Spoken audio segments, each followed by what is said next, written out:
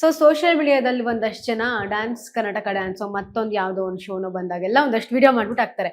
ನಾನು ಹೋಗಿ ಆಡಿಷನ್ ಕೊಟ್ಟು ಬಂದಿದ್ದೆ, 2ನೇ ರೌಂಡ್ಗೋ 3ನೇ ರೌಂಡ್ಗೋ ಸೆಲೆಕ್ಟ್ ಆದೆ, ಆಮೇಲೆ ನನಗೆ ಫೋನೇ ಬಂದಿಲ್ಲ, ನಮ್ಮಂತವ್ರನ್ನ ಗುರ್ತಿಸೋದೇ ಇಲ್ಲ ಅವರು. ಲೈಕ್ ಈ ರೀತಿ ಒಂದಷ್ಟು ವಿಡಿಯೋಸ್ಗಳನ್ನ ನೋಡ್ತೀವಿ. ಸುಮ್ನೆ ತಗೊಳಕ್ ಆಗಲ್ಲಮ್ಮ.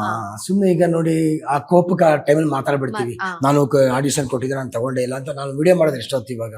ಇವತ್ತು ಇನ್ಸ್ಟಾಗ್ರಾಮ್ ಇದೆ, ವಿಡಿಯೋ ಇದೆ, ಕೈಲಿ ಮೊಬೈಲ್ ಇದೆ, ಮಾಡಿದ್ದೆ. ಅವಾಗ ಏನಿತ್ತು ನಿಮ್ ಕೈಲಿ, ಏನ್ ಮಾಡ್ತಿದ್ರಿ? ಇರೋದಕ್ಕೆ ತಾನೇ ಮಾತಾಡ್ತಿದ್ದೀರಾ. ಸೊ ಟ್ಯಾಲೆಂಟ್ ಇದ್ರೆ ತಗೊಂತಾರೆ. ಸುಮ್ನೆ ಯಾರು ಸ್ಟೇಜ್ ಮೇಲೆ ಬರಕ್ಕಾಗಲ್ಲಮ್ಮ.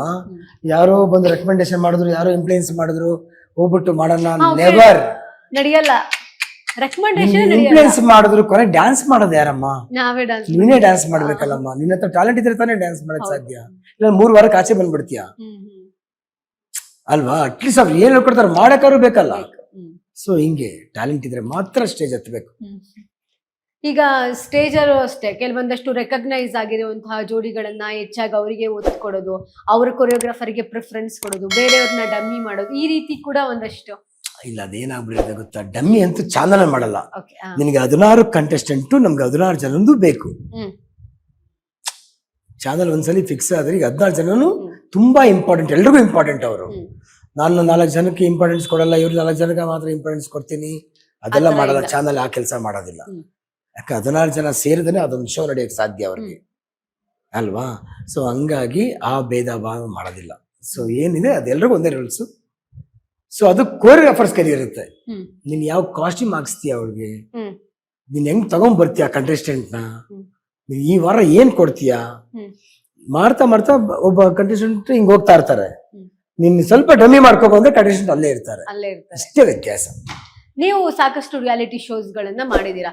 ಸೊ ಅದ್ರದ್ದೆಲ್ಲ ನೋಡ್ತಾ ಹೋಗೋದಾದ್ರೆ ಎಷ್ಟು ಸಾಲ ಆಗಿತ್ತು?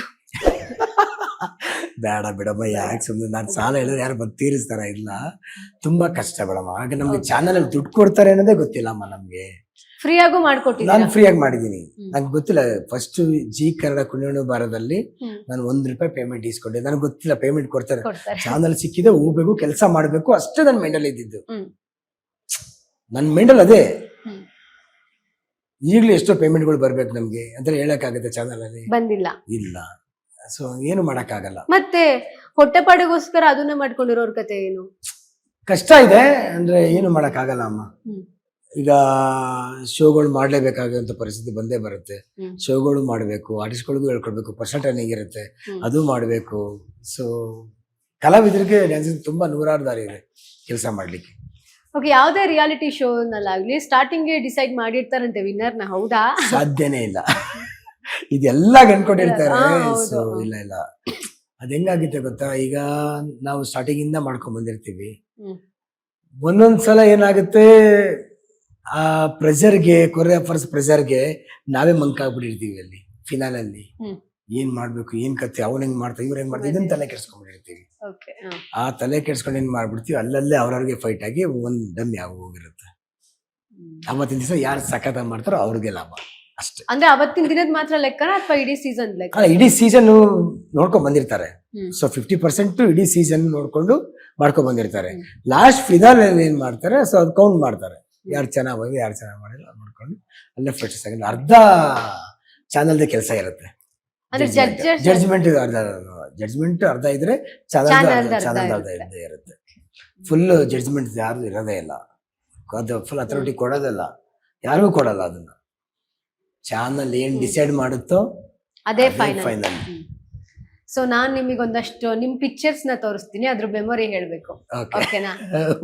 ಆಲ್ರೆಡಿ ಡಿಸೈಡ್ ಮಾಡ್ಕೊಂಡು ಬಂದ್ಬಿಟ್ಟಿದ್ಯಾ? ಇದು ನಂಗೆ ಆಗ್ಬೇಕಾಗುತ್ತೆ, ಬಂದ್ಬಿಟ್ಟು ಪಾಪ ಜನಕ್ಕೆ ಗೊತ್ತಾಗಲ್ವಲ್ಲ, ಹೇಗೆ ತೋರಿಸ್ಲಿ? ನಾನು ಸ್ಕ್ರೀನ್ ಅಲ್ಲಿ ತೋರಿಸ್ತೀನಿ. Okay okay okay. ಇದು ಪುಟಾಣಿ ಪಂಟ್ರ ಟೈಮಲ್ಲಿ ಅವರು ಬಂದಿದ್ರು. ಪ್ರಣಮ್ಯ ಅಂತ ನನ್ನ ಸ್ಟೂಡೆಂಟು. ಸೊ ಆ ಟೈಮಲ್ಲಿ ಇವ್ರ ಜೊತೆ ನನ್ನ ಮಗು ಡ್ಯಾನ್ಸ್ ಮಾಡಿತ್ತು. ಆ ಟೈಮಲ್ಲಿ ಕ್ಯಾರವನ್ ಹೋಗಿ ನಾನು ಮಾತಾಡ್ಕೊಂಡು ಫೋಟೋ ತಗೊಂಡ್ ಬಂದಿದ್ದೀನಿ. ಸಕ್ಕತ್ತ ಮಾಡ್ಸಿದೀರಾ ಅಂತ ಹೇಳಿದ್ರು ಆ ಟೈಮಲ್ಲಿ. ಪುಟಾಣಿ ಪಂಟ್ರು. ಹೌದು. ಓಕೆ, ಇವಾಗ ನೀವು ರಾಜಕೀಯಕ್ಕೆ ಹೋಗ್ತಿದ್ದೀರಂತೆ, ಇದು ಮೊನ್ನೆ ತುಂಬಾ ವೈರಲ್ ಆಗ್ತಾ ಇದೆ.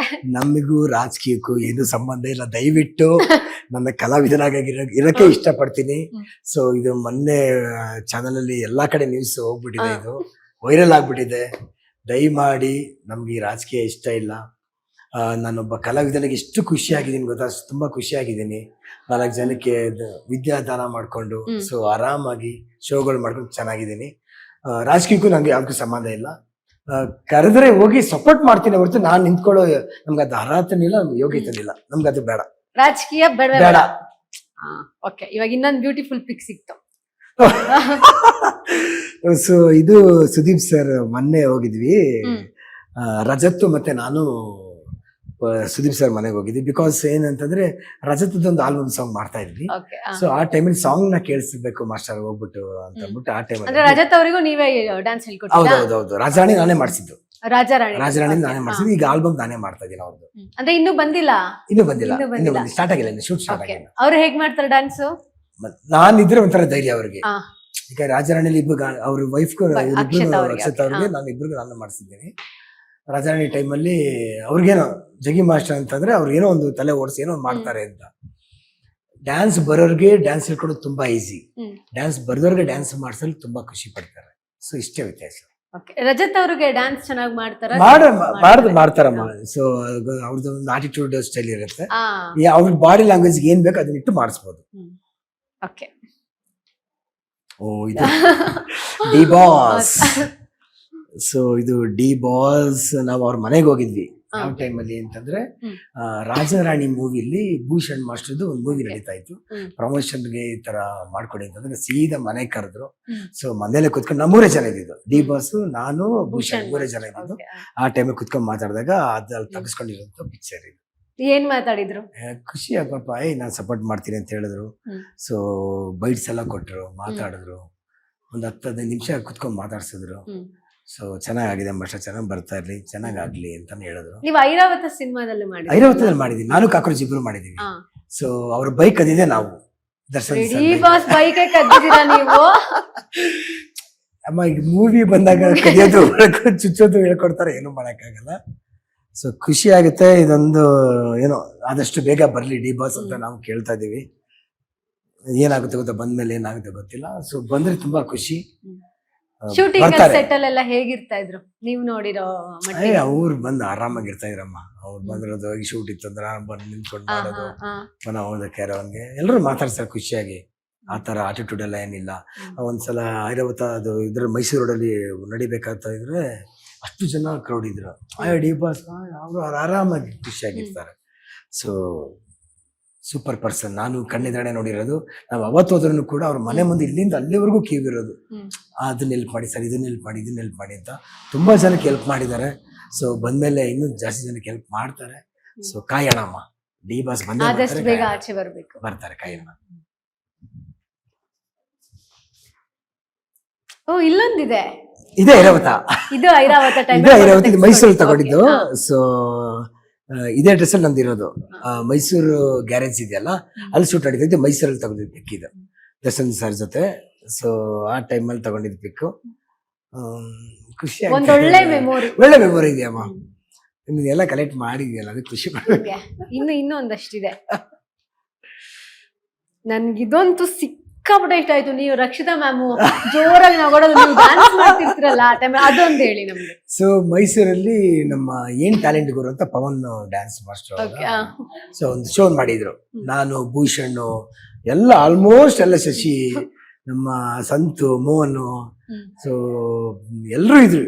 ಆಲ್ಮೋಸ್ಟ್ ನಮ್ಮ ಸಾಗರ್ ಎಲ್ಲ ಕೊರಿಯೋಗ್ರಾಫರ್ಸ್ ಡ್ಯಾನ್ಸ್ ಮಾಡಕ್ಕೆ ಬಂದಿದ್ದಾರೆ. ಎಲ್ಲ ಒಟ್ಟಿಗೆ ಸಿಕ್ಕಿದೀವಿ ಅಂದ್ಬಿಟ್ಟು ಎಲ್ಲರೂ ಡ್ಯಾನ್ಸ್ ಮಾಡಿದ್ರು. ಸುಂಟರಗಳಿ ಡ್ಯಾನ್ಸ್ ಹಾಕೊಂಡು ಎಲ್ಲರೂ ಡ್ಯಾನ್ಸ್ ಮಾಡಿದ್ವಿ. ಅವಾಗ ಅವ್ರು ತುಂಬಾ ಎಂಜಾಯ್ ಮಾಡಿದ್ರು, ಖುಷಿ ಪಡ್ರೆ. ಸಖತ್ತಾಗಿ ಮಾಡಿದ್ರು, ಫುಲ್ ಎಂಜಾಯ್ ಮಾಡ್ತಾರೆ ಅವರು. ಅವ್ರಿಗೆ ಎಲ್ಲ ಸಿಕ್ತಾಗ ಇರೋ ತರ ಖುಷಿ, ಜಿಗಿ ಅಂತ. ಇನ್ನೊಂದು ಫೋಟೋ ಇದೆ, ಇದು ನಮ್ಮ ಈ ಫೋಟೋ ಕಿಸ್ ಮೂವಿ ಮಾಡ್ಬೇಕಾದ್ರೆ ಇವ್ರದ್ದು ವಿಲನ್ ನಡೀತಾ ಇತ್ತು ಒಂದೇ ಸ್ಟುಡಿಯೋದಲ್ಲಿ. ಆ ವಿಲನ್ ಮಾಡೋ ಟೈಮಲ್ಲಿ ಸೊ ಅಲ್ಲಿ ತೆಗೆದಂತ ಪಿಕ್ಚರ್, ಶಿವಣ್ಣ ಸಿಕ್ಕಿದ್ರು, ಮಾತಾಡ್ಸಿದ್ರು. ಸೊ ಅಲ್ಲಿ ತಗೊಂಡಿದ್ದಂತ ಫೋಟೋಸ್ ಇದು ವಿಲನ್ ಟೈಮಲ್ಲಿ, ದಿ ವಿಲನ್. ಇನ್ನೊಂದು ಬ್ಯೂಟಿಫುಲ್ ಆಗಿರೋ ಫೋಟೋ ಒಂದಿದೆ. ಅಯ್ಯೋಯಪ್ಪ ನಾನು ಇದನ್ನೇ ಹೇಳಿದ್ದೆ ನಿಮ್ಗೆ. ಸೊ ಇದು ಮಜಾ ಟಾಕೀಸ್ ಅಲ್ಲಿ ನಾನು ಮಾಡಿಸ್ಬೇಕಾದ್ರೆ ಸೊ ತಕೊಂಡಿರ್ತಕ್ಕಂಥ ಒಂದು ಫೋಟೋ ಖುಷಿ ಆಗತ್ತಮ್ಮ. ಯಪ್ಪ ಇದ್ರಲ್ಲ ನಾನು ನೆನ್ಸ್ಕೊಂಡ್ರೆ ನಿಜವಾಗ್ಲೂ ಅಯ್ಯಪ್ಪ ಹೆಂಗಿದ್ದಾರೆ ನೋಡಿ ಅವ್ರು, ಎಷ್ಟು ಮುದ್ದತೆ ಅವರು. ಅವ್ರದ್ದು ಯಾವಾಗ್ಲೂ ನಗುಮುಖನೇ. ಮಾಸ್ಟರ್ ಬನ್ನಿ ಅಂತ ಹಿಂಗ್ ತಗಸ್ಕೊಂಡಿರೋದು ನನ್ನ ಹತ್ರ. ಅಲ್ಲಿ ಬ್ಯಾಕ್ ಗ್ರೌಂಡ್ ಎಲ್ಲ ನಮ್ಮ ಸ್ಟೂಡೆಂಟ್ಸ್ಗಳಿದ್ದಾರೆ, ಆ ಟೈಮಲ್ಲಿ ತಗೊಂಡಿಸ್ಕೊಳ್ಳೋದು. ಸೇಮ್ ಬ್ಲೂ ಶರ್ಟ್ ಇದೆ, ಖುಷಿ ಆಗತ್ತೆ. ಇದೇ ಜೀವಂತ ಇನ್ನ ಇದೆಲ್ಲ ನೋಡಿ ಅದಕ್ಕೆ ಹೇಳೋದು, ಒಂದು ಫೋಟೋ ತೆಗೆಸ್ಕೊಂಡಿದ್ದೆ ಒಂದು ಮೆಮೊರಿ ಇರ್ತದೆ. ಈಗ ಇದ್ದಿದ್ದಕ್ಕೆ ನಾವು ಮಾತಾಡ್ತಾ ಇದ್ದೀವಿ. ಈ ಫೋಟೋಸ್ ನನ್ನ ಹತ್ರ ಇರ್ಲಿಲ್ಲ ಅಂದ್ರೆ ಯಾರು ನಂಬ್ತಾ ಇಲ್ಲ, ಯಾರು ಮಾತಾಡ್ತಿರ್ಲಿಲ್ಲ. ಪಾಪ ಅದಕ್ಕೆ ಅವ್ರೆಲ್ರಿಗೂ ಆಸೆ, ಯಾರ ಜೊತೆ ಫೋಟೋ ತೆಗೆಸ್ಕೊಳಕ್ ಬರ್ತಾರಲ್ಲ, ನಾನು ಖುಷಿಯಿಂದ ಫೋಟೋ ಕೊಡ್ತಿರ್ತೀನಿ. ಸೊ ಇದು ಖುಷಿ ಆಗತ್ತಮ್ಮ ಇದೆಲ್ಲ. ಓಕೆ, ಒಂದಷ್ಟು ಮೆಮೊರೀಸ್ ನ ರೀಕಾಲ್ ಮಾಡಿದ್ವಿ ಇವಾಗ. ಹೌದು. ಓಕೆ, ಈಗ ಫೈನಲಿ ನಿಮ್ಮ ಈ ಒಂದು ಡಾನ್ಸ್ ಜರ್ನಿನಲ್ಲಿ ಡ್ಯಾನ್ಸ್ ಕ್ಲಾಸ್ ಕೂಡ ಪ್ರಮುಖ ಪಾತ್ರವನ್ನ ವಹಿಸ್ತಾ ಇದೆ.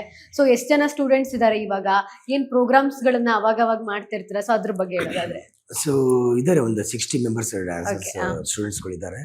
ಸೊ ನಾನು ಪಬ್ಲಿಕ್ ಶೋ ಎಲ್ಲ ಮಾಡ್ತಿರ್ತೀನಿ, ಈವೆಂಟ್ಸ್ ಎಲ್ಲ ಮಾಡ್ತಾ ಇದ್ದೀನಿ. ಸೊ ಈವೆಂಟ್ಸ್ ಕೂಡ ಮಾಡ್ತಾ ಇದ್ದೀರಾ? ಕೂಡ ಸಿಂಗಿಂಗ್ ಅವಾಗ ಒಂದ್ ಸ್ವಲ್ಪ ಸಿಂಗಿಂಗ್ ಕಲಿತಾ ಇದ್ದೀನಿ. ಸರಿ, ನೀವು ಬೇಡ ಸರ್ ಇದೆಲ್ಲ, ನೀವೇ ಎಲ್ಲ ಮಾಡ್ಬಿಟ್ರೆ ನಾವೆಗಳೆಲ್ಲ ಎಲ್ಲಿಗೆ ಹೋಗೋಣ ಕಲಿತಾ ಇದೀರಮ್ಮ. ಯಾಕಂದ್ರೆ ಪಬ್ಲಿಕ್ ನಾನು ಆಂಕರಿಂಗ್ ಸಣ್ಣ ಪುಟ್ಟದ್ ಮಾಡ್ಕೊಂಡು ಮಾಡ್ತಾ ಇದ್ದೀನಿ.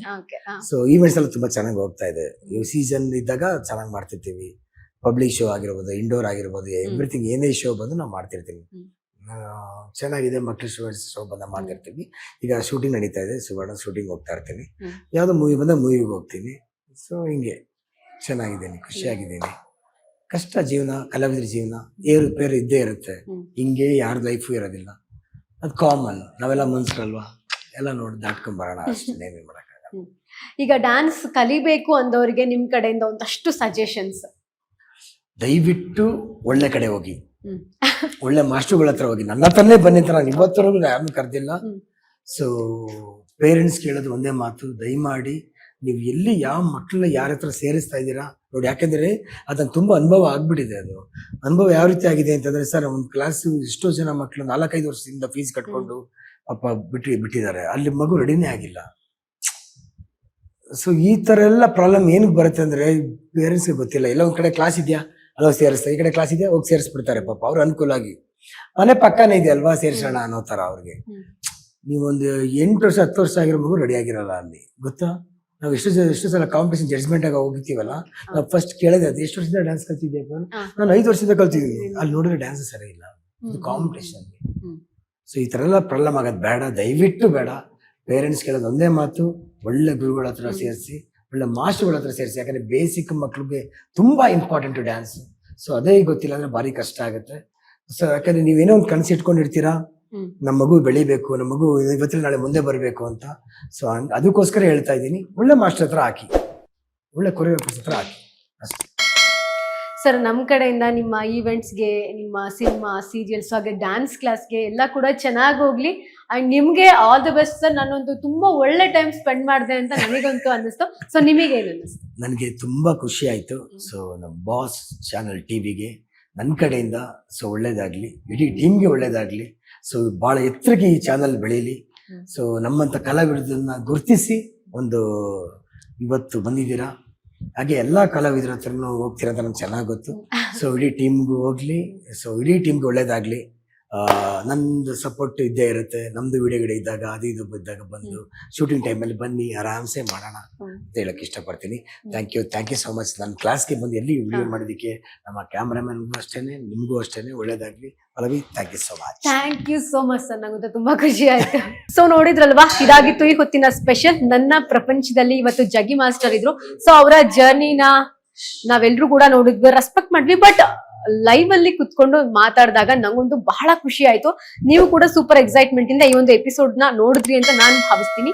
ಇನ್ನಷ್ಟು ಹೆಚ್ಚಿನ ಅಪ್ಡೇಟ್ಸ್ ಗಳಿಗಾಗಿ ನೋಡ್ತಾ ಇರಿ ಬಾಸ್ ಟಿವಿ.